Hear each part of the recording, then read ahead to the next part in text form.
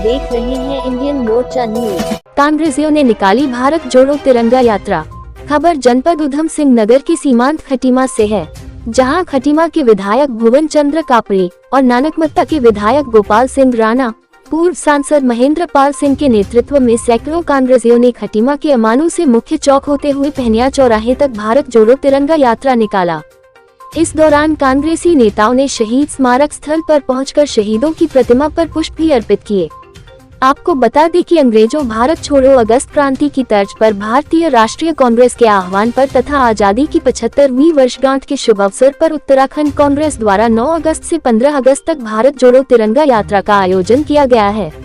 इसी क्रम में आज सैकड़ों कांग्रेसी कर्ताओं ने पूरे जोश और उत्साह के साथ भारत माता की जयकारे तथा तिरंगा के सम्मान में नारे लगाते हुए शानदार तरीके से भारत जोड़ो तिरंगा यात्रा निकालकर आम जनमानस में देशभक्ति और देश प्रेम का संदेश दिया।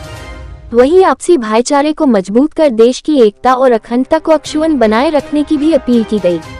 वहीं इस मामले में खटीमा विधायक भुवन चंद्र कापड़ी ने बताया कि 9 अगस्त 1942 को महात्मा गांधी ने अंग्रेजों भारत छोड़ो का नारा दिया था। उसी यादगार तिथि में आज पूरे देश में 9 अगस्त से 15 अगस्त तक भारत जोड़ो तिरंगा यात्रा चलाया जा रहा है। इसी क्रम में आज खटीमा में तिरंगा यात्रा निकाली गई है, जिसका उद्देश्य भाईचारे को मजबूत कर भारत की एकता और अखंडता को बनाए रखना है और सभी धर्मों को इस देश में एकता का संदेश दिया। खटीमा से ईश्वर सिंह की रिपोर्ट। 15 अगस्त 1942 को गांधी जी ने एक नारा दिया था, अंग्रेजों भारत छोड़ो। उसी तिथि के दिन आज कांग्रेस पार्टी ने पूरे देश भर में भारत जोड़ो तिरंगा यात्रा शुरू करी है, जो 15 अगस्त तक चलेगी। तो हमारे हर ज़िले में 75 किलोमीटर की यात्रा होनी है। उधम सिंह नगर ज़िले की शुरुआत खटीमा से है, क्योंकि खटीमा हमारी उत्तराखंड की जननी है, शहीद स्थली है, तो इस जगह से हम इसकी शुरुआत कर रहे हैं। इस यात्रा का मुख्य उद्देश्य है कि हिंदुस्तान में कहा जाता है कि भाई हिंदुस्तान अनेकता में एकता, अलग अलग जाति, अलग अलग धर्म, अलग अलग वर्ग, अलग अलग वेशभाषा, उसके बाद हम एक सूत्र में बंधे हुए हैं। हिंद देश के निवासी सभी जन एक हैं, रूप रंग वेशभाषा चाहे अनेक हों।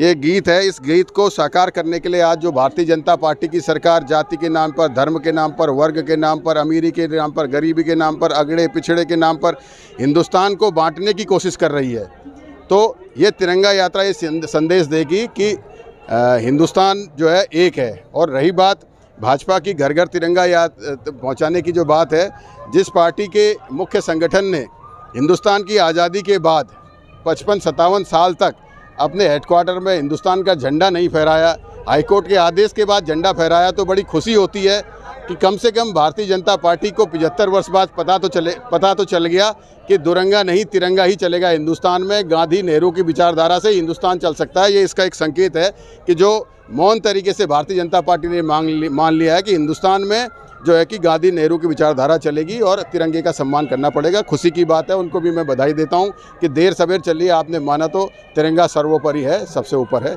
और ये यात्रा एक बहुत अच्छा संदेश देगी और अनेकता में एकता का जो हमारा हिंदुस्तान का नारा है उसे साकार करेगी।